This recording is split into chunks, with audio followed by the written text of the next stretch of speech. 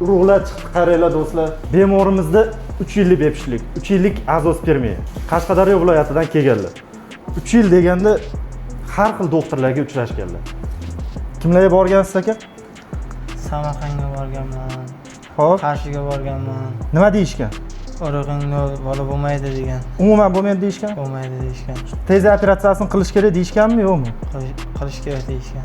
Nima qildirmagansiz? Yaxshi oyoq bo'lmaganda, malakali doktorlar bo'lmagan. Bizni ijtimoiy tarmoqlarda ko'rib keldingiz. Instagramda ko'rib kelgan. Ko'rib keldingiz. Xudo xolasa mana millionlab urug' chiqdi. Xursandmisiz? Ha, xursandman. Endi xudo xolasa siz ham ota bo'lasiz. Xudo xolasa. Borilarga shukr. Eshitganlaringdek do'stlar, 3 yildan beri har xil doktorlarga borganlar. Farzandlik bo'la olmaysan deyishgan hatto. Shuning uchun hurmatli do'stlar, agarda sizlarga ham azospermiya tashxisi qo'yilgan bo'lsa, sizga ham ota bo'lmaysan deyishgan bo'lsa, albatta bizga murojaat qiling. Biz esa sizlarga eng kerakli va zamonaviy yechimni tavsiya qilamiz.